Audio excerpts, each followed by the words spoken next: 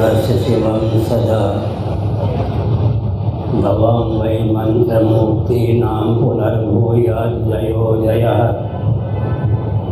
कलंको गोवधो भूतप्रभोराष्ट्रादपै पुनः भूयात् भारतमस्माकमखण्डं धर्ममण्डितं स्वामिनां करपात्राणां वर्धतां धर्मसम्मतिः परमानंद समुद्रोल्लासनिवासैकपूर्णिमाद्योत्स्ने श्रीमत्कल्पात्रकरं सरसीवपादुके वन्दे संसितिसागरनिपतल्लोकसमुद्धारकारणीभूते श्रीमत्कल्पात्रकरं सरसीवपादुके वन्दे नामापिते च मधुरं मधुरं स्वरूपं कर्मापिते च मधुरं मधुरा स्मृतिश्च बुद्धिं प्रबोधय प्रभो मधुबोधशक्ति विद्यां प्रयच्छ परमां परिभावयामि कोमलं पूजयन् वेणुं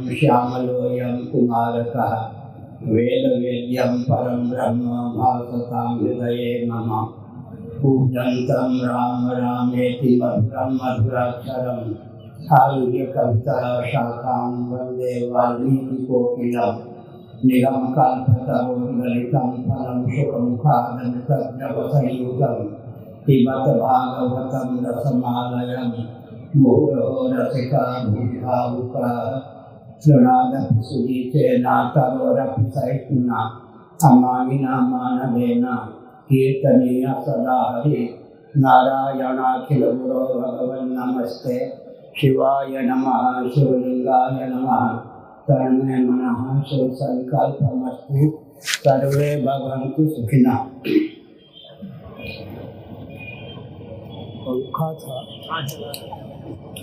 श्री राम जय राम जय जय राम श्री राम जय राम जय जय राम श्री राम जय राम जय जय राम श्री राम जय राम जय जय राम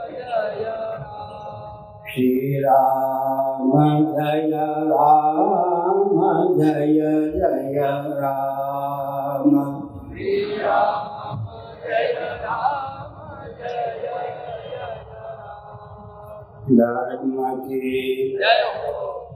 अधर्म का प्राणियों में विश्व का गो माता की गो हत्या भारत अखंड सर्वभूत हृदय धर्म सम्राट श्री स्वामी करपात्री जी महाराज की श्री जगन्नाथ महाप्रभु की श्री बलभद्र महाप्रभु की भगवती सुभद्रा देवी की श्री चक्र सुदर्शन महाभाग की हर हर हर महादेव गोविंद जय जय गोपाल जय जय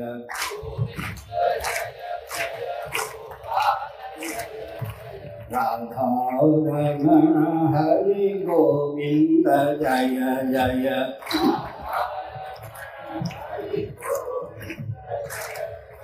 श्री कृष्ण गोविंद हरे मुरारे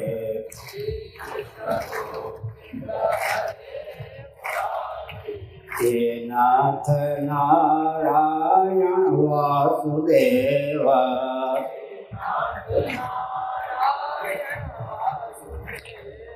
गोविंद जय जय गोपाल जय जय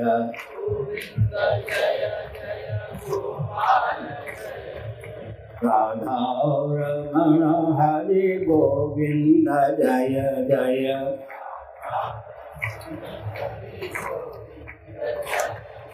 गोविंद जय जय गोपाल जय जय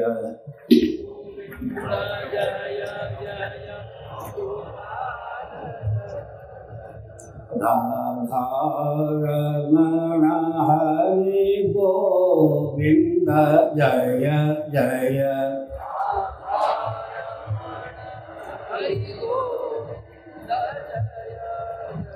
गोविंद जय जय गोपाल जय जय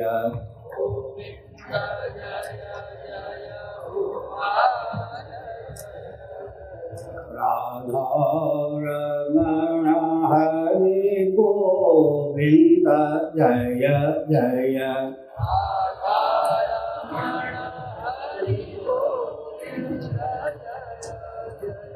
श्री वृंदावन बिहारी लाल की जय।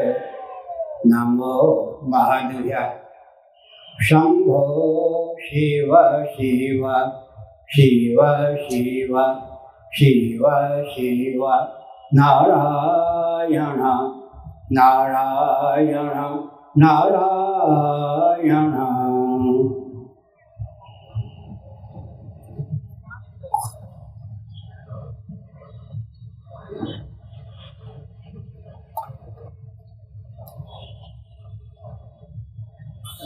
उपस्थित समादरणीय संत वृंद,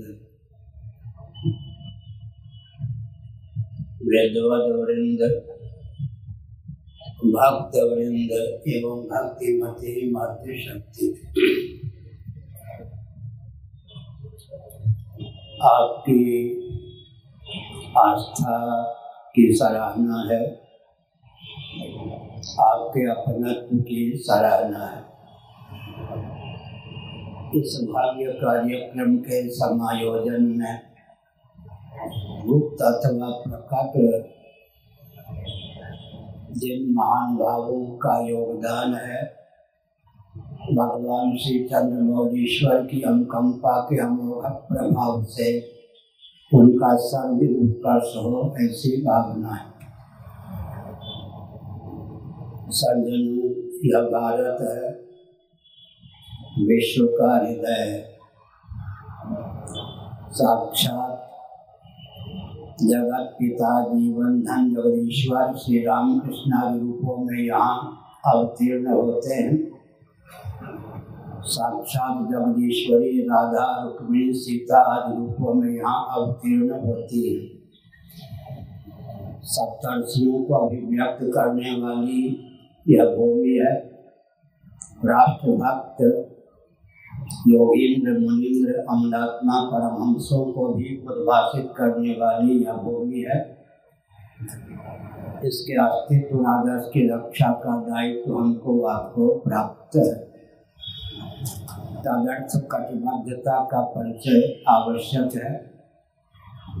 मानव जीवन को सार्थक करने की भावना से यह ध्यान रहे, पेट और परिवार तक ही जीवन सीमित न हो। जीविका की आप उपेक्षा मत कीजिए, परंतु ध्यान दीजिए जीविका जीवन के लिए हो, कहीं जीवन ही जीविका के लिए न हो जाए। जीविका है जीवन के लिए, जीवन है जीवन धन जगदीश्वर की अभिव्यक्ति या प्राप्ति के लिए। जल तरंग को जल का संगम सदा ही सुलभ रहता है। घटाकाश मठाकाश को भूताकाश का संगम सदा ही सुलभ रहता है। तद्वत जीवों को जीवन धन जगदीश्वर का संगम सदा ही सुलभ है, परंतु इस तथ्य की अनुभूति आवश्यक है। प्रत्येक अंश स्वभावतः अपने अंशी की ओर समाकृष्ट होता है। यह गुरुत्वाकर्षण का वैदिक सिद्धांत है। वृक्ष, तरु, लता, गुण आदि में सन्निहित पत्र, पुष्प, फल आदि जब अपने उद्गम स्थान से च्युत हो जाते हैं, तब स्वभावतः अंशी सदृश पृथ्वी की ओर समाकृष्ट होते हैं। जल की धारा स्वभावतः समुद्र महोदधि की ओर समाकृष्ट होती है। अग्नि की ज्वाला स्वभावतः नभोमंडल में विद्यमान आदित्य की ओर समाकृष्ट होती है। व्यष्टि प्राण पवन स्वभावतः समष्टि प्राण पवन की ओर समाकृष्ट होता है। इसी प्रकार से हमने संकेत किया कि हमारा आपका जीवन जगदीश्वर की ओर ही समाकृष्ट है। हमारी चाह के विषय सचमुच में जीवन धन जगदीश्वर ही सिद्ध होते हैं। असतो माँ सद्गमय तमसो माँ ज्योतिर्गमय मृत्योर माँ अमृतम गमय। इस श्रौत उद्घोष के अनुसार जो कुछ असत है, अनित्य है, नश्वर है, परिवर्तनशील है, उससे पिंड छुड़ाकर सदरूप होकर हम शेष रहना चाहते हैं। जो कुछ अचित है, जड़ है, अज्ञान है, उससे पिंड छुड़ाकर ज्ञान स्वरूप चिन्ह मात्र होकर हम शेष रहना चाहते हैं। जो कुछ ताप है, वेदना है, दुख है, उससे पिंड छुड़ाकर आनंद स्वरूप होकर हम शेष रहना चाहते हैं। द्वंद्व और दुख से अतिक्रांत जीवन हमारी चाह का सचमुच में विषय है। जागृत और स्वप्न में द्वंद्व और दुख की गति है, लेकिन गाढ़ी नींद या सुसुप्ति में न द्वंद्व की पहुँच है न दुख की पहुँच है। सर्दी गर्मी भूख प्यास मान अपमान आदि द्वंद्व है। दैहिक दैविक भौतिक ताप का नाम दुख है। द्वंद्व और दुख की पहुँच जागृत और स्वप्न पर्यंत ही है। गाढ़ी नींद में किसी द्वंद्व या दुख की पहुँच हम आप तक नहीं होती। यह तथ्य अनुभूति के बल पर डंके की चोट से सिद्ध है। लेकिन गाढ़ी नींद जिसको सुसुप्ति कहते हैं, उसमें भी द्वंद्व और दुख का बीज अज्ञान विद्यमान रहता है। उस अज्ञान को तत्व ज्ञान रूप अग्नि से भून डालने की योग्यता हमारे जीवन में हो, तदर्थ जीवन धन जगदीश्वर ने हमको आपको देहेंद्री प्राणांतकरण से युक्त यह जीवन प्रदान किया है। जन्म और मृत्यु के अनादि आलस्य परंपरा का आत्यंतिक उच्छेद मानव जीवन का लक्ष्य होना चाहिए। आस्तिक या नास्तिक कोई भी क्यों न हो, विचारक यह जो जगत है, अनात्मक प्रपंच है, कार्य कारणात्मक प्रपंच है, प्रामाणिक रीति से निरीक्षण परीक्षण करने पर अनित्य सिद्ध होता है, अचित सिद्ध होता है, दुखकर सिद्ध होता है, विषम सिद्ध होता है, सदोष सिद्ध होता है। निर्दोष सम केवल परमात्मा तत्व ही सिद्ध होता है। जिन्होंने अपने मन को सकल सदोष और विषम अनात्मक प्रपंच से कर्षित कर निर्दोष और सम आत्मा में सन्निहित कर दिया, उन्हीं का जीवन सार्थक है। पुनर्जन्म पर विजयश्री उन्होंने प्राप्त की है। श्रीमद् भागवत गीता के 5वें अध्याय का अनुशीलन कीजिए। यही तर्जिता सर्वो येषां साम्य स्थितं मनः निर्दोषं विषमं ब्रह्म तस्मात् ब्रह्मणि ते स्थिताः। उनके द्वारा जीवन काल में ही पुनर्जन्म पर विजयश्री प्राप्त कर ली गई, जिनका मन सकल सदोष और विषम अनात्मक प्रपंच से उपरत होकर निर्दोष और सम परमात्म तत्व में प्रतिष्ठित हो गया। इसलिए नास्तिक से नास्तिक कोई क्यों ना हो, उसकी चाह का जो सचमुच विषय है उसी का नाम भगवान है। भगवान किसको कहते हैं? जीवों की चाह के सचमुच में विषय को ही भगवान कहते हैं। जो मृत्यु जड़ता दुष्क्रांत सच्चिदानंद स्वरूप है, सर्वज्ञ है, सर्वेश्वर है, उसी का नाम जगदीश्वर भगवान है। हम मृत्यु जड़ता दुष्क्रांत सच्चिदानंद स्वरूप होकर शेष रहना चाहते हैं। सर्वज्ञ सर्वशक्तिमान होकर हम शेष रहना चाहते हैं। हमारी चाह का सचमुच में जो विषय है उसी का नाम जगदीश्वर है। सावधान, यदि पानी का अस्तित्व न हो तो किसी बंदे को प्यास न लगे। प्यास का लगना डंके की चोट से पानी के अस्तित्व को सिद्ध करता ही है। इसी प्रकार सच्चिदानंद स्वरूप सर्वज्ञ सर्वशक्तिमान होकर शेष रहने की भावना डंके की चोट से सच्चिदानंद स्वरूप सर्वेश्वर को अस्तित्व को सिद्ध करती है। अब तक के प्रवचन का सार हुआ, हमारी चाह का जो सत्पुरुष विषय है उसी का नाम ईश्वर या जगदीश्वर है। जगदीश्वर कौन है? उत्पत्ति, स्थिति, समृद्धि, निग्रह, अनुग्रह, पंच कृत्यों का जो निर्वाहक है उसी का नाम जगदीश्वर है। जगत की उत्पत्ति जिससे होती है, जगत का जो पालन करता है, जिसके ऊपर जगत की स्थिति निर्भर करती है, समय आने पर जगत का जो संहार कर देता है, जीवों पर निग्रह जिसका है और जीवों को अनुग्रह पूर्वक जो मुक्त करने में समर्थ है, उसी का नाम सज्जनों जगदीश्वर है। हमारी चाह के विषय का नाम ही ईश्वर है। इसलिए हृदय से विचार करें तो कोई भी अनीश्वरवादी हो नहीं सकता, क्योंकि सबके चाह के विषय का नाम ही जगदीश्वर है। कारण की दृष्टि से भी विचार करें, महाभारत ने एक तथ्य उद्भाषित किया है, एक व्यक्ति जितने दिनों तक बिना अन्न के रह सकता है, उतने दिनों तक अन्न का कारण जो जल है उसके बिना जीवित नहीं रह सकता। यह तथ्य डंके की चोट से उद्भाषित यह सिद्ध है। एक व्यक्ति जितने समय तक जल के बिना जीवित रह सकता है, उतने समय तक जल का कारण सन्निकट विशेष तेल या अग्नि के बिना, ऊष्मा के बिना जीवित नहीं रह सकता। एक व्यक्ति जितने समय तक ऊष्मा के बिना, गर्मी के बिना, तेज के बिना या अग्नि के बिना जीवित रह सकता है, उतने समय तक प्राण पवन के बिना जीवित नहीं रह सकता। जितने समय तक प्राण पवन के बिना जीवन की कल्पना की जा सकती है, उतने समय तक भी प्राण पवन को अवकाश देने वाला आकाश के बिना जीवित नहीं रह सकता। लेकिन ध्यान दीजिए, मलाई मलाई के लिए नहीं, खटाई खटाई के लिए नहीं, इसी प्रकार पृथ्वी पृथ्वी के लिए नहीं, पानी पानी के लिए नहीं, प्रकाश प्रकाश के लिए नहीं, पवन पवन के लिए नहीं, आकाश आकाश के लिए नहीं, ये सब परार्थ हैं। केवल स्वप्रकाश आत्म तत्व के लिए ही ये हैं।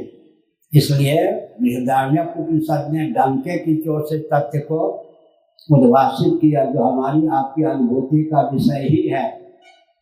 नवा अरे सर्वस्य कामाय सर्वं प्रियं भवति, आत्मनस्तु कामाय सर्वं प्रियं भवति। पत्नी में प्रेम पत्नी के लिए नहीं, अपने लिए। पति में प्रेम पति के लिए नहीं, अपने लिए। देहेंद्रीय प्राणांतःकरण में प्रेम देहेंद्रीय प्राणांतःकरण के लिए नहीं, अपने लिए। सावधान, सुख में प्रेम भी सुख के लिए नहीं, अपने लिए। कौन सा सुख? विषय जन्य आनंद या सुख में प्रेम भी विषय जन्य आनंद या सुख के लिए नहीं। पंचदशी कार विद्यारण्य स्वामी जी ने तैत्तिरीय उपनिषद के आधार पर डंके की चोट से तथ्य को उद्भाषित किया कि मर्त्य लोक का निष्कंटक वैभव, जिसको भोग्य के रूप में सुलभ हो, हृष्ट पुष्ट जिसका जीवन हो, स्वस्थ हो, भोग्य पदार्थों को भोगने की क्षमता भी जिसमें पर्याप्त हो, प्रतिद्वंद्वी के रूप में कोई ना हो, ब्रह्म मुहूर्त में जनता जिस हृष्ट पुष्ट स्वस्थ राजा का यशोगान करती हो, उसको जो आनंद प्राप्त होता है उसका नाम है मानुषानंद। मानुषानंद की अपेक्षा 1000 परार्ध गुण अधिक आनंद प्रतिक्षण व्यवहार दशा में ब्रह्मा जी को प्राप्त होता है। एक लिखने के बाद 20 शून्य लिखेंगे, उसका नाम है 1000 परार्ध। ब्रह्मा जी लुल्लु बुद्धू का नाम है क्या? ब्रह्मा जी को व्यवहार दशा में कितना आनंद सुलभ है। मर्त्य लोक का सर्वाधिक आनंद, जिसको तैत्तिरीय उपनिषद ने मानुषानंद कहा, उस मानसानंद की अपेक्षा 1000 परार्ध गुण अधिक आनंद प्रतिक्षण ब्रह्मा जी को प्राप्त है। भगवद गीता के 8वें अध्याय का अनुशीलन कीजिए। वे ब्रह्मा जी भी जिन तक दुख की पहुंच नहीं है, आनंद ही आनंद जिनको सुलभ है, उस आनंद को भुलाकर गाढ़ी नींद योग निद्रा लाभ करते हैं, नहीं तो वे भी विक्षिप्त हो जाए। जहाँ विषय जन्य आनंद है वहाँ तृप्ति है, भोक्ता भोग और भोग्य। मानो दही रबड़ी कचौरी मालपुआ के सेवन से किसी को आनंद मिल रहा है, दही रबड़ी कचौरी मालपुआ का नाम भोग्य, वह स्वयं हो गया भोक्ता, और आनंदानुभूति का नाम है भोग। जहाँ विषय जन्य आनंद है वहाँ तृप्ति है, जहाँ तृप्ति है वहाँ द्वैत है। अधर लक्षणा, दो या दो से अधिक का नाम होता है द्वैत। जहाँ द्वैत होता है वहाँ श्रम होता है। इसलिए विनय पत्रिका में तुलसीदास जी महाभाग ने तथ्य को उद्भाषित किया कि सपने नहीं सुख द्वैत दर्शन बात कोटिक को कहे। सपने नहीं सुख द्वैत दर्शन बात कोटिक को कहे। द्वैत का दर्शन तो स्वप्न में भी चिर समय तक सुखप्रद नहीं हो सकता। अब तक के प्रवचन का सार क्या निकला? दुख ही नहीं, विषय जन आनंद भी स्थिर या चिर प्रेमास्पद नहीं हो सकता। सन 1972 में ज्योतिष पीठ के मान्य जगत गुरु शंकराचार्य श्री कृष्ण बोधाश्रम जी महाभाग एक दिन के लिए वृंदावन में जिस आश्रम में पधारे, उसी आश्रम में मैं रह रहा था। सभा मंडप में मैंने देखा कि वो अकेले बैठे हैं। अवसर पाकर मैं उनके पास गया, प्रणाम किया विधिवत मर्यादा की सीमा में। मैं शंकराचार्य दिनों नहीं था, कुछ पूछना चाहता था, संकोच के कारण पूछ न सका। पूज्यपाद जगत गुरु श्री कृष्ण बोधाश्रम जी महाभाग ने मुझको पूछ दिया। उनका शरीर गज का था। कहो साहब, ईश्वर को क्या गरज पड़ी कि उसने गाढ़ी नींद बना डाली। हमारी तरह तेरी मेरी भाषा में नहीं बोलते थे, बहुत ही सीधी भाषा में बोलते थे। उन्होंने पूछा, कहो साहब, ईश्वर को क्या गरज पड़ी कि उसने गाढ़ी नींद बना डाली। मैं चाहता तो उत्तर दे सकता था, लेकिन मैंने उचित समझा कि मैं मौन रहूं। मैं बोलूंगा तो ये मौन रहेंगे, मैं घाटे में रहूंगा। मैंने कहा, भगवान, मैं आपका बालक और विद्यार्थी हूँ। आपने जो प्रश्न किया है, आप के द्वारा किए गए प्रश्न का उत्तर मैं आपके श्रीमुखारविंद से ही सुनना चाहता हूँ। वो बहुत प्रसन्न हुए। लगभग 45 मिनटों तक उन्होंने झूमते हुए उत्तर दिया। उसका सारार्थ यह है कि निर्विकल्प समाधि का विकल्प है सुषुप्ति या गाढ़ी नींद। जिसको निर्विकल्प समाधि सुलभ नहीं है, और निर्विकल्प समाधि का विकल्प कदाचित सुषुप्ति या गाढ़ी नींद भी सुलभ न हो, पागल हुए बिना नहीं रह सकता। भगवान की कृपा है कि नींद आ जाती है। फिर उन्होंने कहा, यदि निर्विकल्प समाधि क्या विकल्प गाढ़ी नींद हमको सुलभ न हो, तो हम तुम आगरा के पागल खाने में ही हो। मथुरा वृंदावन के समीप है ना आगरा, वहाँ पागल खाना यहाँ है या नहीं पता। उन्होंने कहा कि हमको तुमको पागल होने से बचाने की भावना से भावित होकर करुणा वरुणालय सच्चिदानंद स्वरूप सर्वेश्वर ने गाढ़ी नींद बना दी। गाढ़ी नींद बहुत ऊंची बात है। त्याग का अनुपम बल और वेग हमारे जीवन में प्राप्त कराने में समर्थ है। ध्यान केंद्रित करना चाहिए। गीता में भगवान का वचन है, त्यागात् शान्तिरनन्तरम्। जब हमको निद्रा का वेग प्राप्त होता है, सो जाते हैं, स्वप्नावस्था प्राप्त होती है, स्थूल शरीर और बाह्य प्रपंच का आभानात्मक वियोग हो जाता है। स्थूल शरीर और बाह्य प्रपंच को लेकर किसी प्रकार का द्वंद्व दुख हमको आपको प्राप्त नहीं होता। त्यागात् शान्तिरनन्तरम्। अनिच्छन्नपि, न चाहता हुआ भी किसी से त्याग बन जाए तो त्याग का फल उसे मिलता ही है। उत्तर प्रदेश में कहावत है, रपट पड़े तो हर गंगा। श्री गंगा जी के तट पर घूम रहे थे, स्नान करने की भावना तो नहीं थी, लेकिन पांव फिसल गया, डूबने से बच गए और गंगा स्नान हो गए। रपट पड़े तो हर गंगा। हम भले ही सोना न चाहते हो, हाँ दे दो भाई, लेकिन हमको गाढ़ी नींद आ जाए और थोड़ी देर बाद फिर स्वप्न आने लगे तो स्थूल शरीर और बाह्य प्रपंच को लेकर किसी प्रकार की वेदना हमको प्राप्त नहीं होती। थोड़ा विचार कीजिए, मौत भी उपहार है या नहीं? आत्महत्या का प्रयास नहीं करना चाहिए, लेकिन न चाहने पर सही। पूर्व शरीर में थे, कोई न कोई जीवन तो प्राप्त था, शरीर तो प्राप्त था। मौत ने क्या किया, उस शरीर को हमसे विलग कर दिया। उससे लाभान्वित हम क्या हुए? पूर्व जन्म के सगे संबंधी, धन वैभव, किसी का ध्यान है क्या? किसी को लेकर कोई वेदना है क्या? नहीं ना। त्यागात् शान्तिरनन्तरम्। स्थूल शरीर और स्थूल प्रपंच का आभानात्मक वियोग भगवत कृपा से स्वप्न में हो जाता है। लेकिन जागृत और स्वप्न दोनों में ही द्वंद्व और दुख की गति है।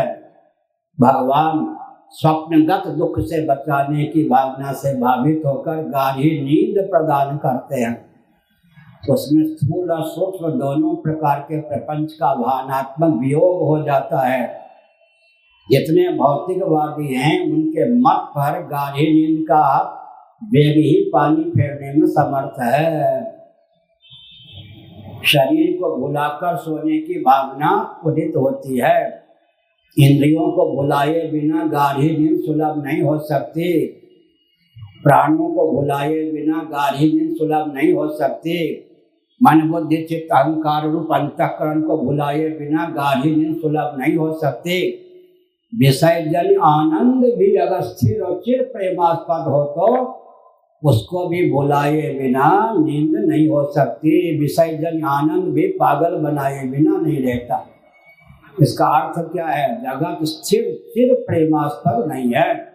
इसलिए देहेंद्रीय प्राणांतःकरण हमको प्राप्त हुआ है। इस मानव जीवन की अपूर्वता है, या देव दुर्लभ जीवन हमको प्राप्त हुआ है। इसकी विशेषता पर ध्यान केंद्रित करना चाहिए। मानव जीवन केवल भोगायतन नहीं है, केवल आयतन नहीं है। भोगायतन कर्मायतन होता हुआ ज्ञानायतन भी है। यदि मानव जीवन केवल भोगायतन होता तो आस्तिक नास्तिक जो भी हैं, केवल मानव जीवन केवल भोगायतन होता तो लौकिक वैदिक विधि निषेध की प्राप्ति नहीं होती। लौकिक वैदिक विधि निषेध की प्राप्ति हमको है। इसलिए डंके की चोट से यह तथ्य सिद्ध है कि मानव जीवन केवल भोगायतन नहीं है, यह कर्मायतन भी है, ज्ञानायतन भी है। यह जो हमको स्थूल शरीर प्राप्त हुआ है, एक दिन शव के रूप में परिणत हो जाता है, स्वभाव है। एक दिन शव के रूप में परिणत हो जाता है, लेकिन इसकी चमत्कृति क्या है? इसके बाह्य भाग में पंच कर्मेंद्रियों को, पंच ज्ञानेंद्रियों को व्यक्त करने के संस्थान हैं या नहीं? अभ्यंतर भाग में अंतःकरण पंचक को प्राण पंचक को अभिव्यक्त करने के संस्थान हैं। यह स्थूल शरीर, समग्र सूक्ष्म शरीर, लिंग शरीर या आतिवाहिक शरीर का अभिव्यंजक संस्थान है। और हमको आपको जो सूक्ष्म शरीर प्राप्त है वो कारण शरीर का अभिव्यंजक संस्थान है। कारण शरीर परमात्मा का जीवात्मा के रूप में अभिव्यंजक संस्थान हमको सुलभ है। जीव जगदीश्वर का अभिव्यंजक संस्थान है। जीव जगत और जगदीश्वर तीनों रूपों में एक सच्चिदानंद स्वरूप परमात्मा ही उल्लसित हैं। जैसे तेजो द्रव्य है, तेज है, अग्नि तत्व है, अधिभूत रूप होकर, अध्यात्म नेत्र होकर, अधिदैव आदित्य सूर्य होकर उल्लसित है, वैसे ही एक ही सच्चिदानंद स्वरूप परमात्मा जीव जगत और जगदीश्वर तीनों रूपों में उल्लसित है। वस्तु शक्ति ज्ञान की अपेक्षा नहीं रखती, बात ठीक है, लेकिन ईश्वर को लेकर, आत्मा को लेकर जो मान्यता है, उस मान्यता की दृष्टि से भी हमारा सनातन सिद्धांत सर्वोत्कृष्ट है। वैदिक सिद्धांत विशेषकर वेदांत का जो सिद्धांत है सर्वोत्कृष्ट है। मैं उदाहरण देता हूँ।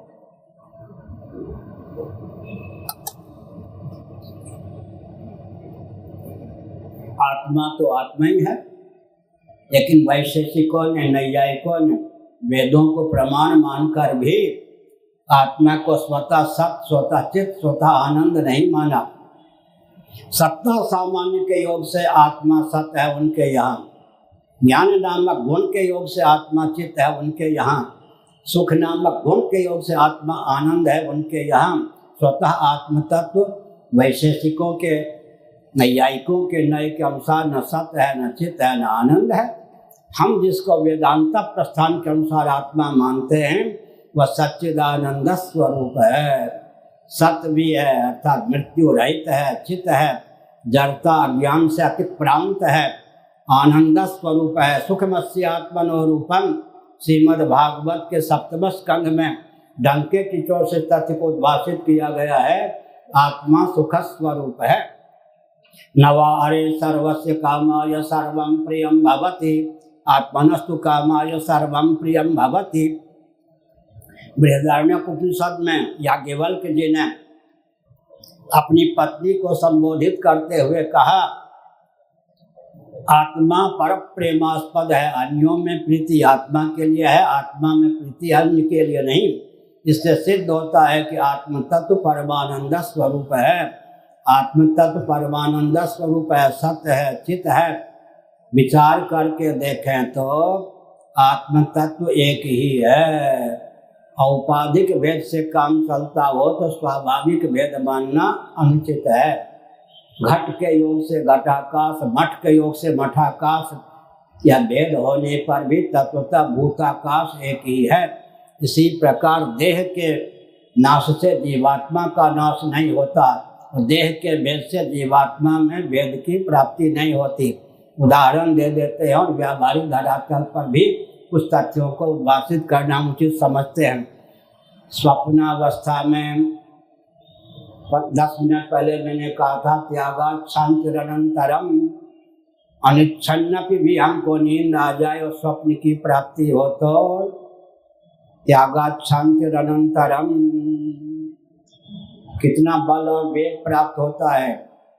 कर्मेंद्रियां सो जाएं, ज्ञानेंद्रियां सो जाएं, अंतःकरण अर्धनिवृत्त हो जाए, निद्रा दोष वासना की प्रगल्भता के वशीभूत अंतःकरण स्वयं ही ग्राह्य ग्राहक भावों को प्राप्त कर ले, तब स्वप्न होता है। स्वप्नावस्था में क्या विशेषता है? हम अर्धनिवृत्त मनोयोग से पृथ्वी बन जाते हैं, पृथ्वी बना लेते हैं, जल बन जाते हैं, जल बना लेते हैं, अग्नि बन जाते हैं, अग्नि बना लेते हैं, वायु बन जाते हैं, वायु बना लेते हैं, आकाश बन जाते हैं, आकाश बना लेते हैं, स्थावर जंगम प्राणी बना लेते हैं, स्थावर जंगम प्राणियों के रूप में स्वयं को उद्भाषित करते हैं। मैंने योग की बात संक्षेप में सूत्र रूप में कह दी। स्वप्नावस्था में प्राप्त सिद्धि को भावना संयम के बल पर जो जागृत उतारने में समर्थ हो, सिद्धों का सिद्ध, पीरों का पीर, मस्तों का मस्त औलियाओं का औलिया, फकीरों का फकीर, अवधूतों का अवधूत हुए बिना रहे क्या? स्वप्नावस्था के रहस्य को समझकर उस स्वप्नावस्था में सुलभ जो सिद्धियां हैं उनको जागृत में उतार ले तो कितना व्यक्ति बलवान होगा। सुसुप्ति अवस्था में किसी द्वंद्व और दुख की पहुंच नहीं होती, लेकिन द्वंद्व और दुख का बीज अज्ञान शेष रहता है। अगर भौतिकवाद के द्वारा ही आनंद प्राप्त हो तो भौतिकवादियों को नींद क्यों चाहिए? पहले मैंने कहा कि निद्रा का वेग प्राप्त होता है, नींद प्राप्त होती है तो शरीर का भी भान नहीं रहता, इंद्रियों का भान नहीं रहता, अंतःकरण का भान नहीं रहता, प्राणों का भी भान नहीं रहता है। इसका मतलब हमारे जीवन में त्याग ही है हमारे जीवन की जीवनी शक्ति का रहस्य। अब तक के प्रवचन का सार निकला, वैदिक वाङ्मय में जो ज्ञान विज्ञान है उसको आत्मसात करने पर ही हमारा जीवन दिव्य हो सकता है। पूरे विश्व के लिए हमारा जीवन प्रेरणा स्रोत हो सकता है। हम विकास के पक्षधर हैं, लेकिन ध्यान दीजिए, सृष्टि की संरचना का जो प्रयोजन है और मानव जीवन की सार्थकता जिसमें सन्निहित है उसको समझकर ही विकास को परिभाषित और क्रियान्वित करने की आवश्यकता है। America, Britain, Germany, Japan, France के अधिनायक और यहाँ हमारा अग्रवाल जी इस क्षेत्र के अधिनायक ध्यानपूर्वक सुन रहे। हम विकास के पक्षधर हैं, गड़बड़ घोटाले के पक्षधर नहीं हैं, परंतु सृष्टि की संरचना का जो प्रयोजन है, मानव जीवन की सार्थकता जिसमें सन्निहित है, उसको समझकर ही विकास को परिभाषित और क्रियान्वित करने की आवश्यकता है। अब आप कह सकते हैं कि सृष्टि की संरचना का प्रयोजन क्या है? श्रीमद् भागवत 10वां स्कंद अध्याय 87 श्लोक 2 मैंने पहले कहा, बुद्धिन्द्रिय मन प्राणांजनानाम सुधा प्रभु मात्रार्थम च भवार्थम च आत्मने कल्पनाय च। महासर के प्रारंभ में सच्चिदानंद स्वरूप करुणा वरुणालय सर्वेश्वर ने अकृतार्थ प्राणियों को कृतार्थता का अवसर प्रदान करने की भावना से उन्हें देहेंद्रिय प्राणांतःकरण से युक्त जीवन प्रदान किया, ताकि वे क्या अर्थ, काम, धर्म और मोक्ष संज्ञक पुरुषार्थ चतुष्टय को सिद्ध कर सकें। मुक्ति चरम पुरुषार्थ है। बंधन की आत्यंत की निवृत्ति का नाम मुक्ति है। अब तक के प्रवचन का सार निकला, कितनी चिड़िया उड़े आकाश, सारा है धरती के पास। आखिर विकास का स्वरूप वही निर्धारित करना चाहिए जो वेदादि शास्त्रों में है। राजनेता यहाँ है, राजनेता सुन ले, राजनीति की परिभाषा क्या होनी चाहिए? परिशुद्धि, जिसको पर्यावरण कहते हैं, परिशुद्धि के अविरुद्ध और अनुकूल विकास की परिभाषा हो। विकास के अविरुद्ध और अनुकूल राजनीति की परिभाषा हो, तब कल्याण होगा। पृथ्वी, जल, तेज, वायु जो ऊर्जा के स्रोत हैं, ये विकृत, क्षुब्ध, दूषित ना हो। आज इतने क्षुब्ध हो गए हैं विकास के नाम पर कि चंद्रमा की सतह भी कई मीटर धंस रही है। यहाँ का प्रभाव वहाँ भी पड़ता है। एक बात मैं पहले कह दूं, चतुर्दश भुवनात्मक ब्रह्मांड में जहाँ कहीं कोई दिव्यता परिलक्षित है, डंके की चोट से यह तथ्य सिद्ध है कि वेदादि शास्त्र सम्मत कर्मकांड, उपासना कांड, ज्ञान कांड के फलस्वरूप है। फिर से सुनिए, चतुर्दश भुवनात्मक ब्रह्मांड में जहाँ कहीं कोई दिव्यता है, उस दिव्यता के मूल में वेदादि शास्त्र सम्मत कर्मकांड, उपासना कांड, ज्ञान कांड ही सन्निहित है। कर्मकांड, ज्ञान कांड, उपासना कांड को ताक पर रख दें, नरक और नारकीय प्राणियों का समुदाय ही विश्व सिद्ध होगा। आज देवराज इंद्र के पद पर कौन प्रतिष्ठित हैं? ब्रह्मा जी के पद पर कौन प्रतिष्ठित हैं? बृहदारण्यक के अनुसार में बोल रहा हूँ। मर्त्यलोक में, बृहद भारत में, सतकुल में शास्त्र सम्मत अश्वमेध याग के अनुष्ठान में जो अधिकृत थे, उन्होंने अपने जीवन काल में 100 अश्वमेध याग का निर्विघ्नता पूर्वक अनुष्ठान किया, वो शतक्रतु कहलाए। उसके फलस्वरूप आज वे देवराज इंद्र के पद पर प्रतिष्ठित हैं। आज ब्रह्मा जी के पद पर कौन प्रतिष्ठित हैं? मर्त्यलोक में, बृहद भारत में हमारी आपकी तरह जो मनुष्य थे, कभी ब्रह्मा जी का पद प्राप्त करने के लिए, हिरण्यगर्भ का पद प्राप्त करने के लिए इंद्र के पद से भी उपराम होकर के उन्होंने अहंग्रह उपासना की। अहंग्रह उपासना उनकी फलीभूत हो गई, परिपुष्ट हो गई। उसके फलस्वरूप देह त्याग के बाद वे ब्रह्मा जी के पद पर प्रतिष्ठित हैं।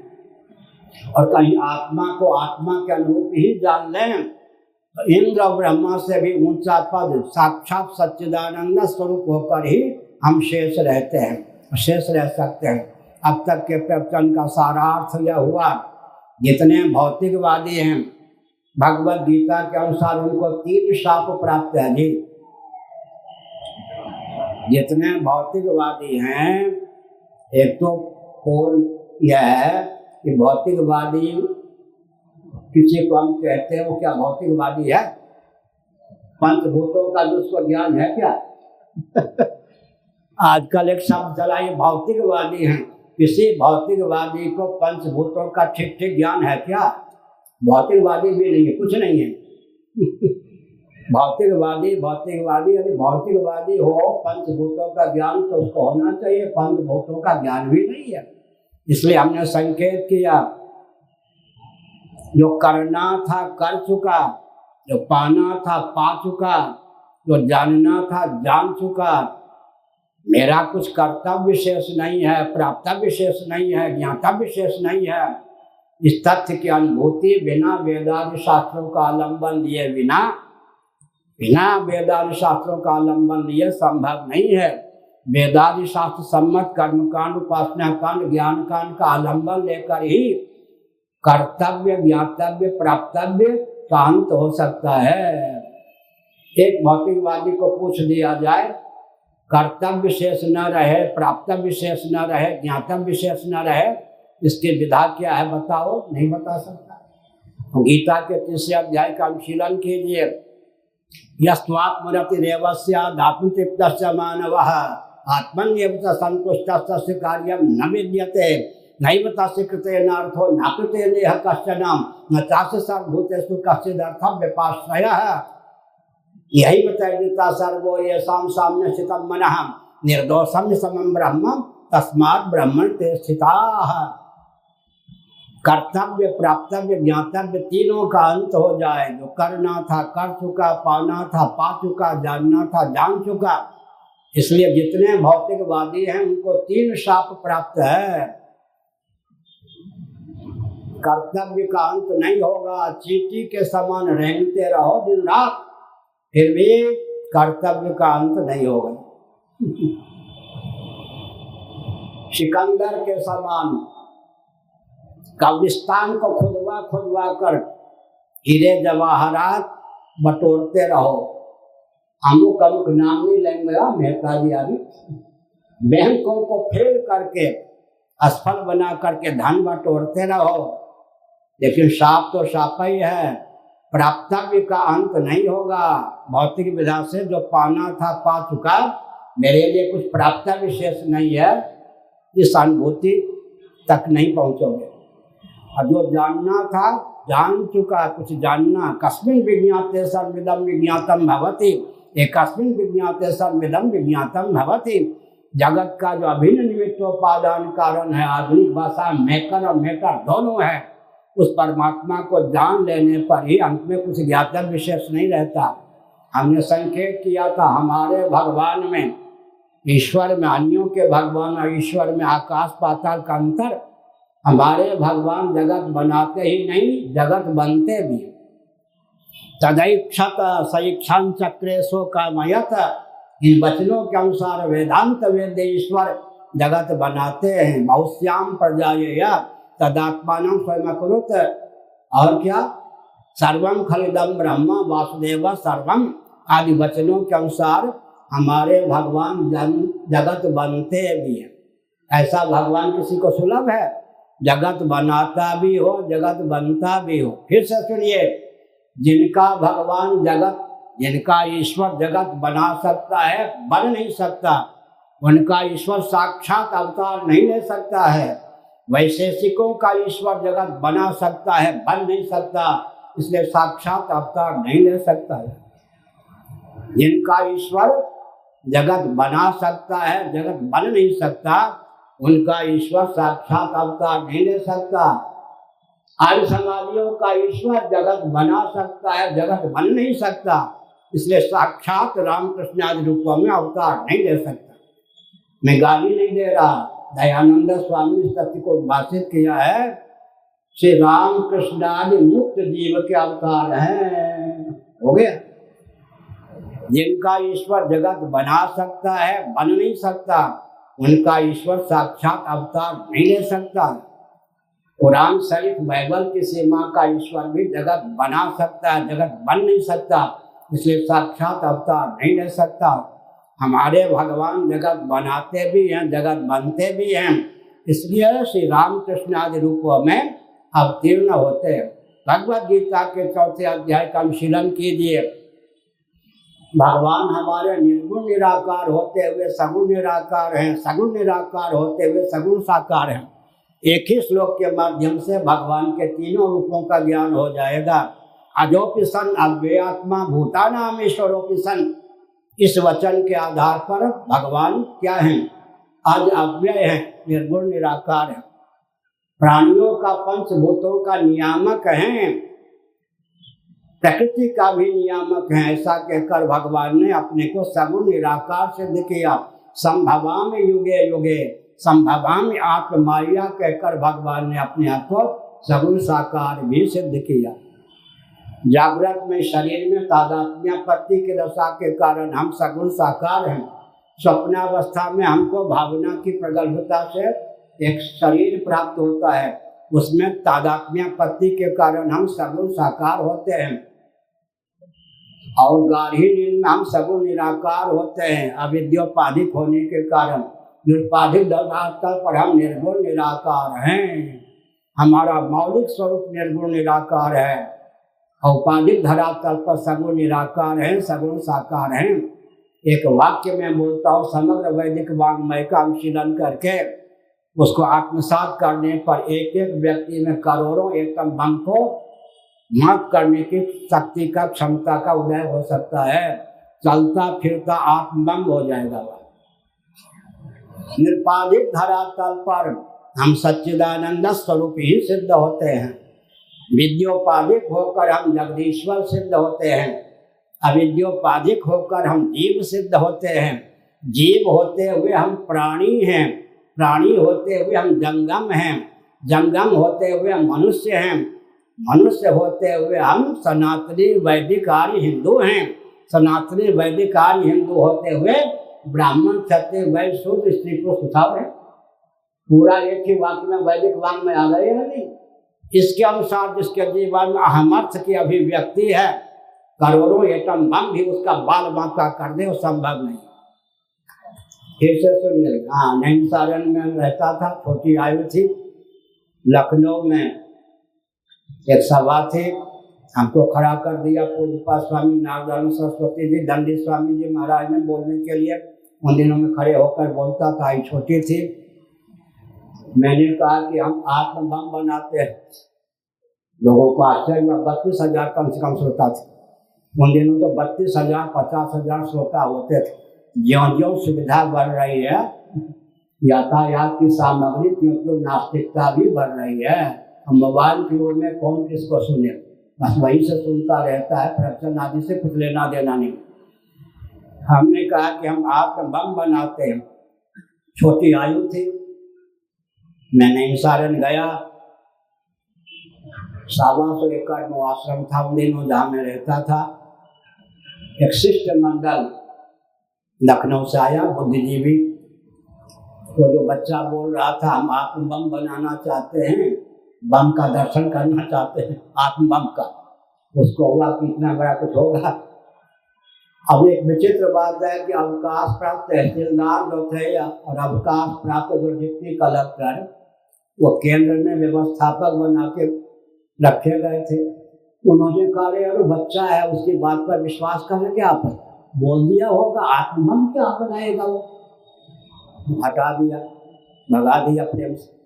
आके कहा तुम्हारी दुर्गति हो जाती, तुम आत्मबम दिखाते उनको, इज्जत उतार देते, वो लोग बुद्धिजीवी थे। हमने कहा आप तहसीलदार ही हो ना, इस विषय में आप क्या जानते हो? एक बात मैं सुन लूं, जो लोग कलेक्टर एसपी आदि होने के बाद बाबा होते हैं, तो बाबा होने पर समझते हैं कि हम कलेक्टर एसपी क्षेत्र के भी, ये बड़ी दुर्गति की बात। अरे वहां आप कलेक्टर रहे होंगे, एसपी रहे होंगे, आप बाबा हो गए, यहाँ तो प्राइमरी कक्षा के बच्चे भी आप नहीं हैं। ये बहुत विभीषिका है। जो लोग कलेक्टर एसपी इत्यादि होने के बाद सीधे बाबा हो जाते हैं, उनको सोचना चाहिए आध्यात्मिक क्षेत्र के भी आप कलेक्टर हो क्या, आध्यात्मिक क्षेत्र के भी आप एसपी हो क्या, आध्यात्मिक क्षेत्र के आप क्या हो। इसलिए हमने कहा हम पे अनुग्रह नहीं किया, वो आते तो हम बताते कि आत्मबम क्या है। इसलिए हमने संकेत किया, एक एक व्यक्ति करोड़ों एटम बम को भी विफल करने की क्षमता रख सकता है, अगर उसको इस वाक्य का ध्यान और ज्ञान हो। कौन सा वाक्य? निरुपाधिक धरातल पर हम सच्चिदानंद स्वरूप हैं, विद्योपाधिक होकर हम जगदीश्वर हैं। जगदीश्वर हैं यह भी अभिनिवेश होना चाहिए। जब विद्योपाधिक होकर हम जगदीश्वर हैं, अविद्योपाधिक होकर हम जीव हैं। तमोगुण प्रधाना, तमः प्रधाना प्रकृति के योग से हम जगत हैं। हमारा मौलिक स्वरूप जीव जगत जगदीश्वर तीनों से अतिक्रांत है। औपाधिक धरातल पर जगदीश्वर भी हम हैं, जीव भी हम हैं, और जगत के रूप में हम उद्भासित हैं। इस तथ्य का जिसको विज्ञान होगा वो चलता फिरता क्या होगा, आत्मबम होगा। और वह बृहदारण्यक में इस तथ्य को उद्भासित किया गया है, क्या सृष्टि को जैसा चाहेगा भगवान का रूप परख करके वैसा वो रूप दे सकेगा। आर्किमेडीज का नाम आपने सुना होगा। आर्किमेडीज ने कहा था, अगर मुझे पृथ्वी का केंद्र मालूम पड़ जाए तो पृथ्वी को उठा लो। आर्किमेडीज को तो पृथ्वी का केंद्र मालूम नहीं हुआ। ऋग्वेद के भू सूक्तम में पृथ्वी के केंद्र का वर्णन किसी ने आर्किमेडीज को नहीं बताया। ऋग्वेद के भू सूक्तम में पृथ्वी के केंद्र का वर्णन है। तो भगवद गीता के 3 अध्याय में पूरे विश्व के केंद्र का वर्णन है। भगवद गीता के 3 अध्याय में पूरे विश्व के केंद्र का वर्णन है। उसे जो समझ लेता है उसमें वो मनोबल प्राप्त होता है, वो दिव्यता प्राप्त होती है। ईश्वर के रूप को परख कर जब चाहे जहाँ चाहे वैसा परिवर्तन कर सकता है। ऋषिणाम पुनराद्यानाम वाचमर्थो विधावती। सामान्य नियम है कि हम घट को घट कहते हैं, पट को पट कहते हैं, पाषाण को पाषाण कहते हैं, पानी को पानी कहते हैं, पुष्प को पुष्प कहते हैं। लेकिन अगर सिद्ध महात्मा विश्व सुंदरी अहल्या को पाषाण कह दें तो पाषाण हो ही जाए। इसका मतलब ऋषिणाम पुनराद्यानाम वाचमर्थो विधावती।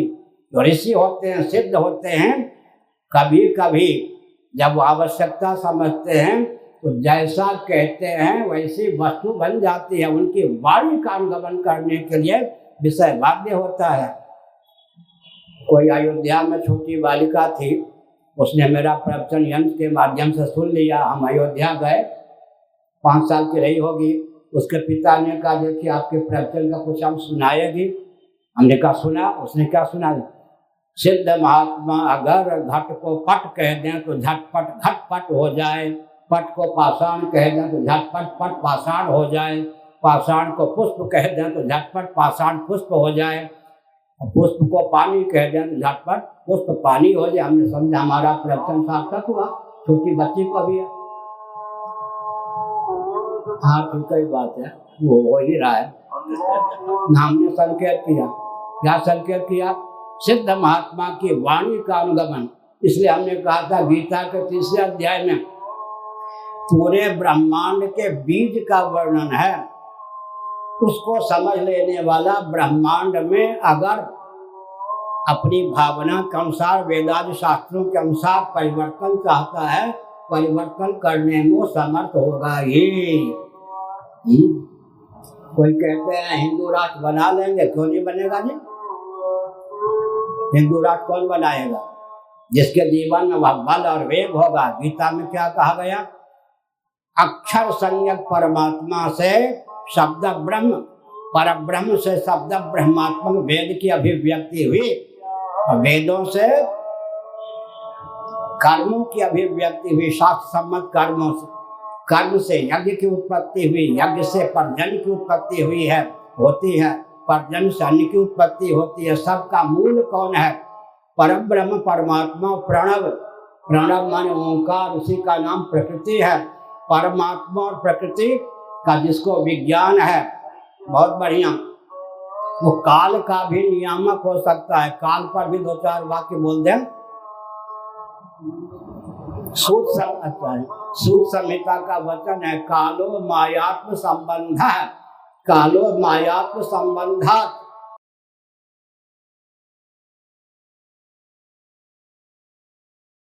माया और आत्मा के संबंध का नाम है सज्जनों काल।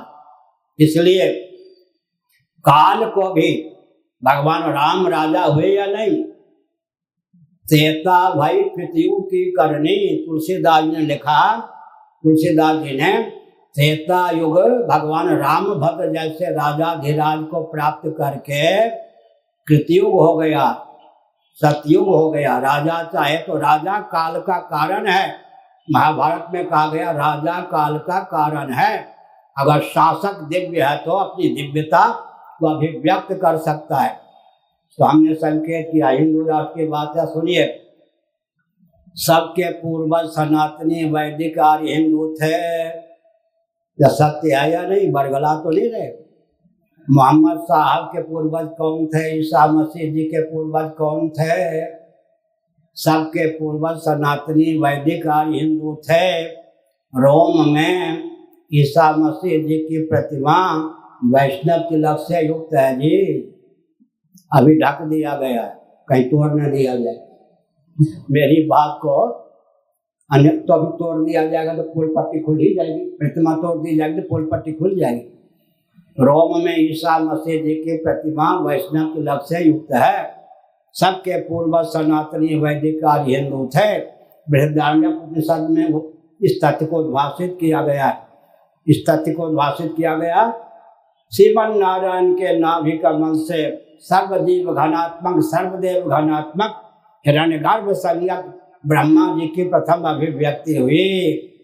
ब्रह्मा जी ने योग बल से मनु शत्रुपा के रूप में स्वयं को व्यक्त किया। शत्रुपा ने योग बल से 14 योनियों में संभावित स्त्री के रूप में स्वयं को व्यक्त किया, और मनु जी ने योग बल से 84 लाख योनियों में संभावित पुरुषों के रूप में स्वयं को व्यक्त किया। श्रीमद् भागवत का अनुशीलन करने पर ढंग के किशोर से यह तथ्य सिद्ध होता है कि मरीचि, कश्यप इत्यादि महर्षियों की धर्मपत्नियों के गर्भ से देवता धनुज आदि ही नहीं बल्कि स्थावर तरुलता गुल्म इत्यादि प्राणियों की अभिव्यक्ति भी हुई। लाठी गोली बम बारूद के बल पर नहीं, वैचारिक बम के बल पर सबके पूर्वज सनातनी वैदिक आदि हिंदू ही सिद्ध होते हैं।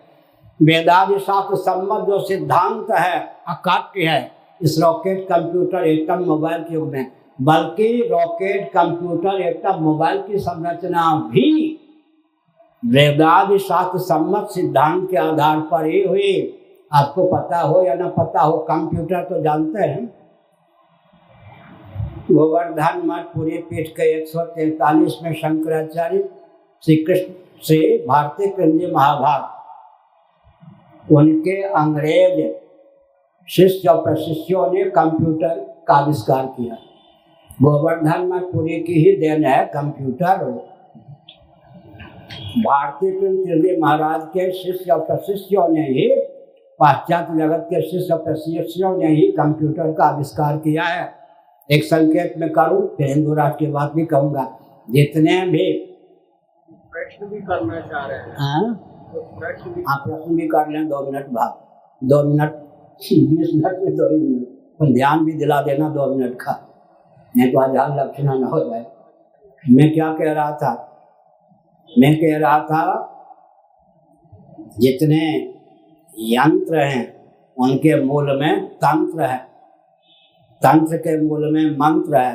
मंत्र का अर्थ क्या होता है? अनुगत सिद्धांत। आकाश, वायु, तेज, जल, पृथ्वी में अनुगत सिद्धांत का नाम होता है मंत्र। मंत्र को यंत्र तक पहुंचाने के प्रोसेस, मेथड, विधा का नाम होता है तंत्र। और जिससे उत्पत्ति, स्थिति, संहार, निग्रह, अनुग्रह पंचकृत्य में किसी एक या एकाधिक कृत्य का संपादन, उसका नाम होता है यंत्र। ये परिभाषा कहीं नहीं मिलेगी, शास्त्र सम्मत है, हमारे द्वारा बनाई गई। फिर से सुनिए, अनुगत सिद्धांत का नाम होता है मंत्र। अनुगत सिद्धांत को यंत्र तक पहुंचाने की विधा का नाम होता है तंत्र। जिससे उत्पत्ति, स्थिति, संहार, निग्रह, अनुग्रह पंचकृत्य में एक या एकाधिक कृत्य का निर्वाह, उसका नाम होता है यंत्र। समय की बचत, सहयोगी की बचत और श्रम की बचत की भावना से यंत्र को महायंत्र का रूप दे दिया जाता है। जब वैकल्पिक प्रज्ञा शक्ति, प्राण शक्ति का आधान किसी यंत्र में कर दिया जाता है, उसका नाम महायंत्र होता है। इसका मतलब क्या हुआ? अनुगत सिद्धांत का जिसको ज्ञान है वो अपने जीवन में दिव्यता का आधान कर सकता है। अधिक न कह के प्रश्नोत्तर भी है। धर्म, अध्यात्म, राष्ट्र संबंध, हिंदू राष्ट्र की बात यह हो गई। हीनता, दीनता, दरिद्रता का प्रोदन चाहते हैं। जो करना था कर चुका, पाना था पा चुका, जानना था जान चुका, इस राष्ट्र तक पहुंचना चाहते हैं। अपने जीवन को अन्यों के लिए, अपने लिए उपयोगी बनाना चाहते हैं।